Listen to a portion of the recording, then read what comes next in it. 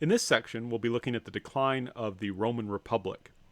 So, as review, you'll recall that Rome defeated Carthage and thus removed its main competitor for empire in the Mediterranean, and that's going to allow it to expand. So, the expansion of the Republic's empire, in a sense, ironically, because that was made possible by the success of the Republic, is actually going to help lead to its decline. Now, why is that? So, remember, the bulk of the Roman army is made up of plebeians. These were typically landed farmers, but they could also include workers who were responsible for providing their own gear and typically weren't paid. Usually they were fed, at least, but it just depended on the campaign.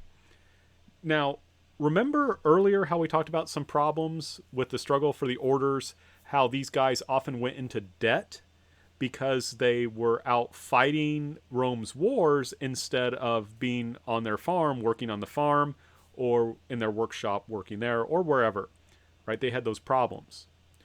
Well, they're going to get even worse now. Why?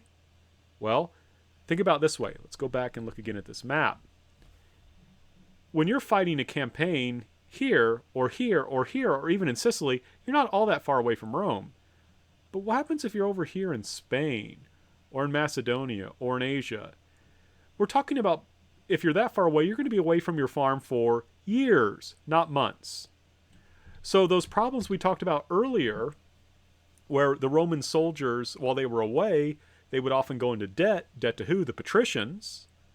Those problems still exist in a sense, but have gotten worse because they're going to be away longer. In addition, there's a new problem.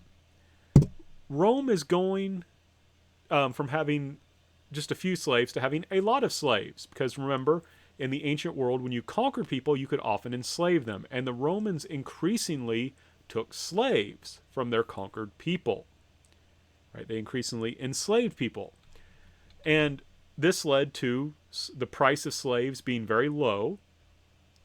And this would lead to the patricians buying lots of slaves to work on massive plantations because it was just cheaper. Usually slaves, because you don't have to pay them, end up being more productive than free workers. It has a certain economic rationality, even if it is evil, which it is. But basically what happens then is you have more slaves from these conquered territories. Cheap slaves lead to the rise of plantations worked by those same slaves, and free farmers find it difficult to compete. How do you compete with someone who's basically working for free? So it's hard to keep your farms together. And as I said earlier, remember, many had gone into debt when they went off to war, and it was possible for them to lose their land. Or if they died while on campaign, then their wife and children would be kicked off the land. It would then be taken by a patrician who had loaned them the money, and now their land would be worked by slaves. So what's happening here is that the wealth won from empire is only going to a few. The patricians are becoming, who were already pretty wealthy, the 5%, are becoming even wealthier. While the middle and the poorer people are becoming poorer or losing their land. And remember, a lot of these people are what we would consider middle class. They're the ones out fighting the wars for Rome, and they're suffering, and their families are suffering. It just doesn't make sense, right? The situation of the slaves is certainly unjust. And also, the situation these people face is unjust. They're the ones doing the hard work of fighting, and yet they're suffering. So what's going to happen then is that people will increasingly flee to Rome looking for work. Unable to find a place to work because everyone's fleeing to Rome, they're going to become angry. And that's where the Gracchi brothers are going to come into play. So there's two of them, Gaius and Tiberius. We're going to focus on Tiberius, the older brother. Tiberius Gracchus, incidentally, was a grandson of Scipio Africanus on his maternal side. He had fought bravely in the Third Punic War. Tiberius Gracchus was supposedly, according to the reports, was the first man over the wall when they assaulted Carthage. So Tiberius Gracchus was a very brave person.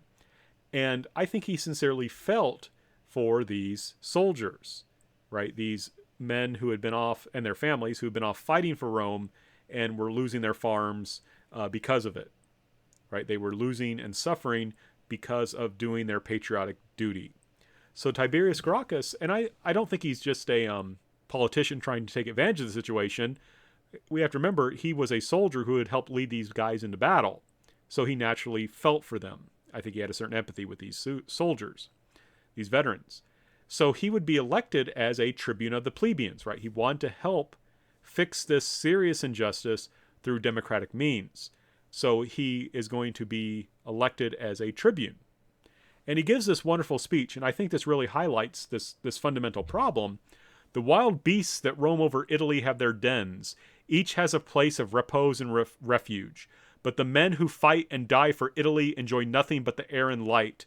Without house or home, they wander about with their wives and children. So this is a serious problem that he's identified. And he's going to try and put together a reform package. So what he does is very simple. He proposes the enforcement of laws limiting large estates. So the Romans actually had a rule that your farm could only be so big. And what he wanted to have done was to actually enforce that law. Right? That's all he wanted to do, basically. And then the land that was confiscated, you can only have so much land. Any land you had above that would be given to people without land. And one thing I want to stress, he was also willing to use state lands, not just taking away from the very wealthy people, but he was also willing to have the people who had to give up land be paid. Right? So if you've got a farm that's too big and you have to give up some of the land, the government's not going to take it from you, even though you were breaking the law. They're not going to punish you, even though you were breaking the law, and they're actually going to pay you for the land. So what he's proposing, I think, seems very reasonable, right? We're just going to force the law. People who have too much land are going to have to lose it, but we'll pay them, and the land will be distributed to the poor. And this is good for everyone. Why? Because it would transform the urban poor into taxpayers who can do military service. So not only is this good for those poor people, it's good for the government because now they can serve as soldiers. Rome had a serious problem because when people got too poor, they couldn't afford to be soldiers anymore. Remember, the Roman government at this time does not give you your equipment. You have to pay for it. So if the middle class who is the backbone of the army disappears, you don't have an army anymore. And they were disappearing. So not only would this be in the interest of justice, it would help the state. It would help all of society because it would take all these poor people who were, not only were they suffering, but were, not able to do their duty to the government. It would transform them into taxpayers who then could do military service, strengthening the army. This seems like a no-brainer to me. You should totally support this. But the Senate convinced another tribune to veto the plan. Right? The Senate convinced another tribune to veto this plan. It can't go forward. Remember, this tribunes of the plebeians had the ability to do this. Tiberius Gracchus was very upset because it was clear that this guy wasn't doing his duty. Tribunes are supposed to help the plebs, but this is not in the interest of the plebeians, right? This guy is clearly just corrupt and is just being pressured by the Senate. So how can he use his veto power? So what's going to happen is Tiberius Gracchus will have the tribune physically removed, and then they'll have the vote on whether or not to pass this rule. This violates the sacrosanct nature of the office. Remember, you're not supposed to do that. You're not supposed to lay your hands on a tribune, right? You're not supposed to lay your hands on a tribune. You can be killed for that. But you can see how things are going out of control. The Senate is playing a dirty trick. This plebeian is violating this plebeian tribune is violating the unwritten rules, by acting against the interests of the very people he's supposed to represent. So in response to that, Tiberius Gracchus breaks a basic rule. So one side breaks the rules, the other side breaks the rules, and it keeps getting worse and worse and worse. And the attempted, in the end, and I won't go into the detail about this because it would take a long time, but the attempted reforms fail to be implemented, and Tiberius Gracchus is ultimately killed by a mob stirred up by the Senate. And that's what you see there. And then the Senate will have his brother Gaius assassinated because he tries to continue Tiberius's work. So what you can see here is that the ability to compromise has broken down. Right? The ability to compromise has completely broken down. So here's the problem. The republic, the democracy, does not seem to be working. Right? It's not working. Increasing poverty is making it difficult to find soldiers. Right? Increasing poverty is making it difficult to find soldiers. So a man named Gaius Marius is going to step in. He's a general. What he's going to do is this. He's going to ignore property requirements. And he will allow the poor to join and give them equipment and pay. He's a general. He's out conquering stuff. He's got money. Remember what I said to you earlier. The armies are fundamentally loyal to whoever pays them. Citizen soldiers are loyal to the government because they, in a democracy, because they see themselves as part of it. But now, Gaius Marius, this general, he has good reasons to ignore the property requirements because they don't have enough soldiers. But by allowing the poor to join and giving them their equipment and pay, and also giving them land for when they retire, those people are now going to be loyal not to the Senate, not to the government, but to Gaius Marius. So he will become a very powerful politician. And even though he's not supposed to, he will become consul multiple times. I think maybe 7, sometimes several times in a row, which remember, you're not supposed to do. So we have a serious problem here.